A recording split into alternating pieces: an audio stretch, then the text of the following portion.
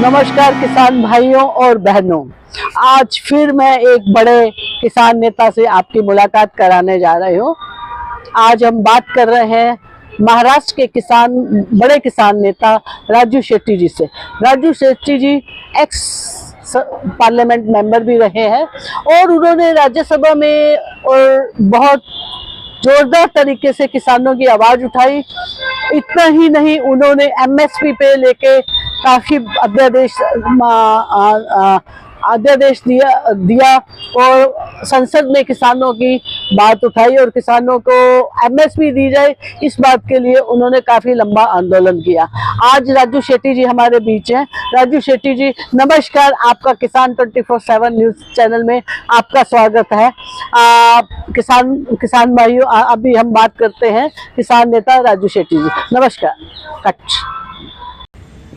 MSP guarantee कानून parliament में पारित होना चाहिए, ये मांग लेकर कई सालों से हम संघर्ष कर रहे हैं। खास करके जब मैं सांसद था तो 2018 में पूरे देश के किसान संगठनों की तरफ से विचार विमर्श करके मैंने एक प्राइवेट मेंबर बिल रखा था, वही एमएसपी गारंटी का ही था। और उसका समर्थन उस वक्त तकरीबन 21 विभिन्न दलों ने समर्थन किया था। तो हम ये चाहते कि बहुत सारे खास करके जो रीजनल पार्टीज़ हैं देश के, जो किसानों से ताल्लुकात रखते हैं, उन्होंने अगर इस बिल का समर्थन किया है, पूरे देश के किसान संगठन इसका समर्थन कर रहे हैं। किसान संगठनों में भी अलग अलग गुट है, लेकिन सबकी एक ही मांग है, वो एमएसपी गारंटी कानून पारित होना चाहिए। तो सरकार ये कानून पारित क्यों नहीं करती?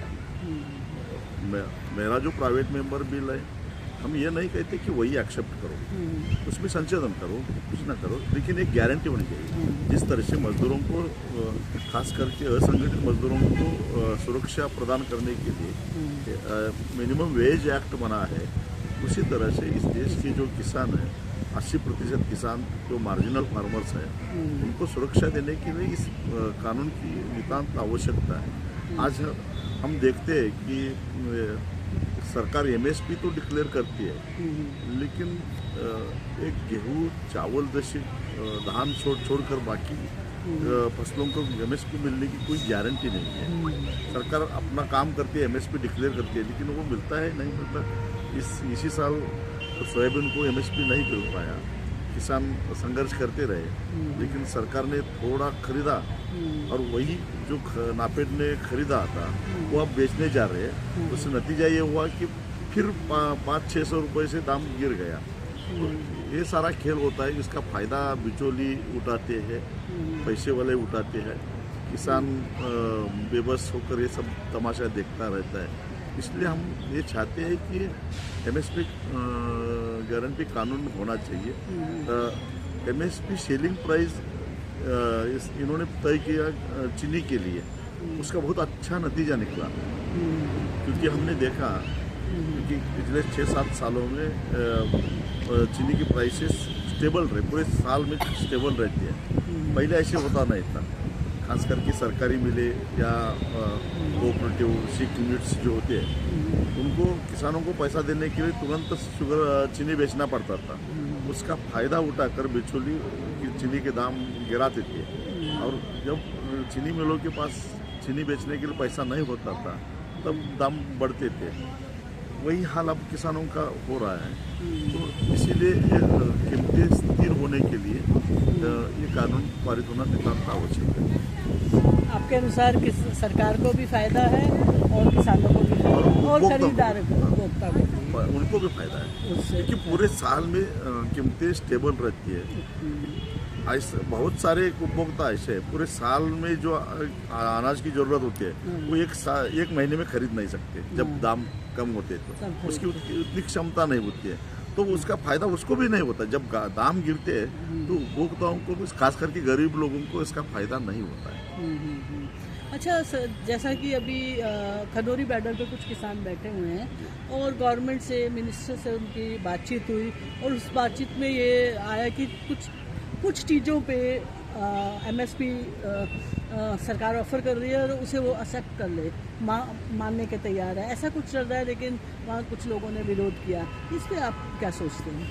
नहीं, ये सरकार नौटंकी कर रही है, ऐसा नहीं है।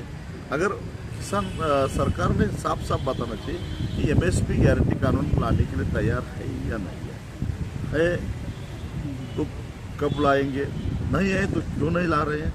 और मज़े की बात यह है कि एक फसल जो है उसको गारंटी है और वो है गन्ना, उसको एफआरपी है। अगर कोई चीनी मिल एफआरपी नहीं देती है तो उस चीनी मिल के खिलाफ कानूनन कार्रवाई होती है। तो क्या गन्ना उत्पादक किसानों के लिए कानून बना गया है कि चीनी इंडस्ट्री स्टेबल करने के लिए बनाया गया?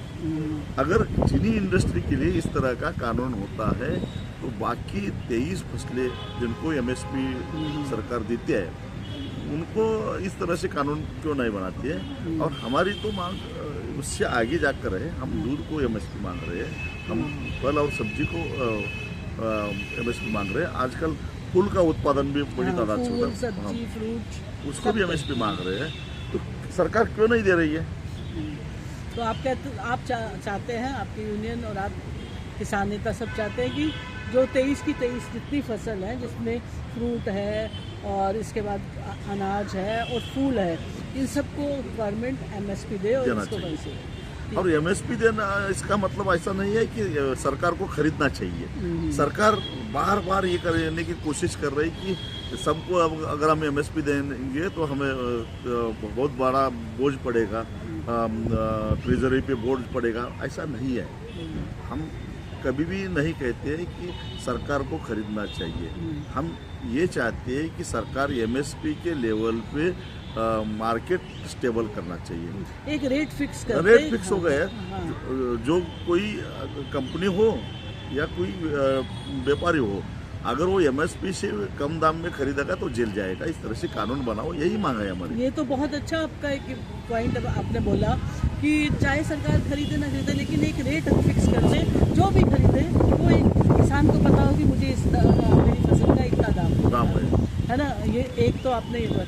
अब महाराष्ट्र की किसानों की क्या स्थिति है, उसमें आपकी मांगों को ले, किसानों की स्थिति उनकी मांगों को लेके, और बहुत केस भी आते हैं सुसाइड के भी महाराष्ट्र में। महाराष्ट्र की किसानों की हालत बहुत बुरी है।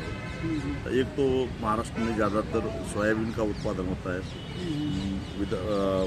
पश्चिमी विदर्भ में होता है, पूरे मराठवाड़ा में होता है, और पश्चिम महाराष्ट्र के जो कुछ इलाके हैं ड्राई एरिया के, वहाँ सोयाबीन का उत्पादन बड़े तादाद से होता है।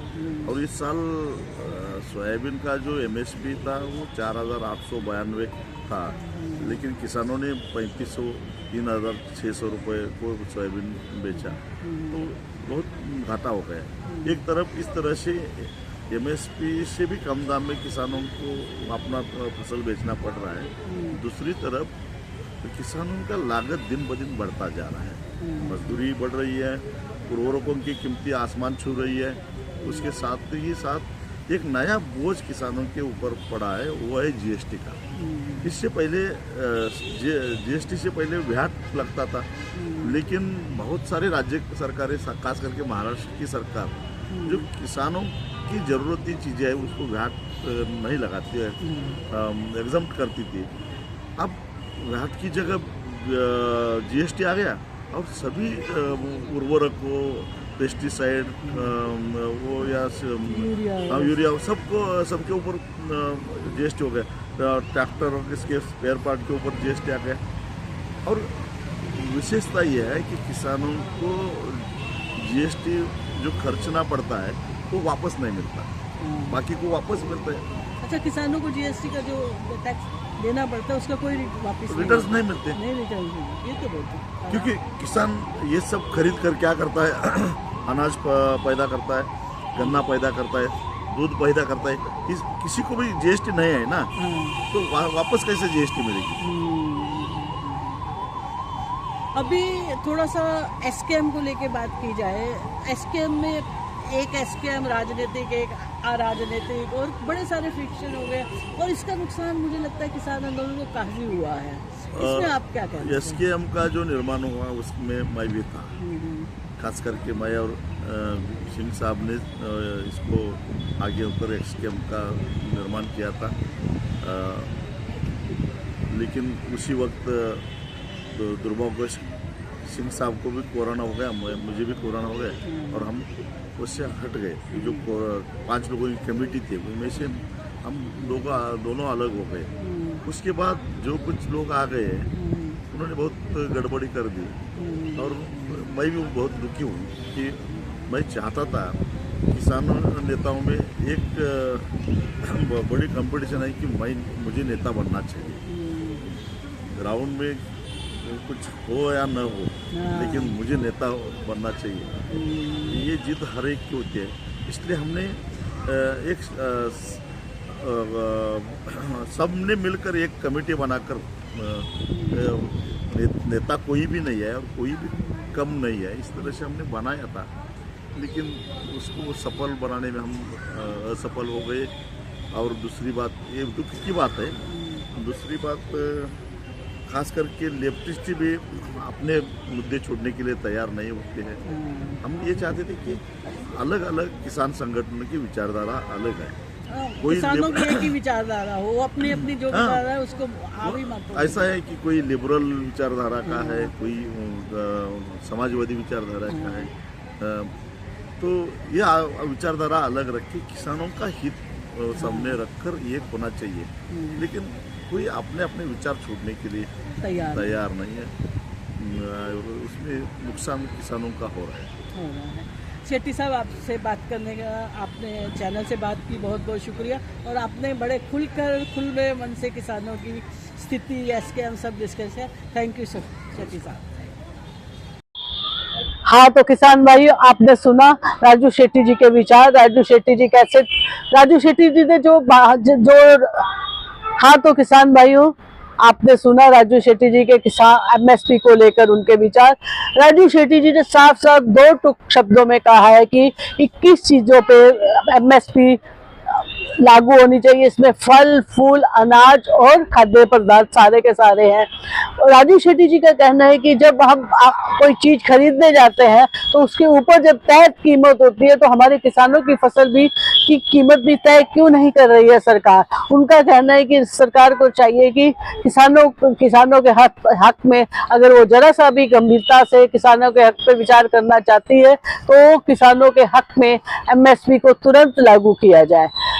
ये थे राजू शेट्टी जी के। शुक्रिया राजू शेट्टी जी, आपका हमारे साथ बातचीत करने के लिए। बहुत अच्छी बातचीत हुई और मुझे उम्मीद है कि हमारे किसान भाइयों को भी इससे बहुत जानकारी मिली होगी और उनको इससे काफी लाभ मिलेगा। आखिर में किसान भाइयों और बहनों, आपसे फिर एक बार निवेदन है कि किसान 24/7 न्यूज चैनल को सब्सक्राइब करें, शेयर करें और कमेंट बॉक्स में जाकर कमेंट करें। किसान बहनों और भाइयों, अगर आप भी चाहते हैं या आप भी कोई समस्या है या आप भी किसी विषय से चाहते हैं कि हम उस पर चर्चा करें, तो कमेंट बॉक्स में लिखकर आप हमसे इस बारे में चर्चा कर सकते हैं। हम आपके सवालों का जवाब जरूर देंगे।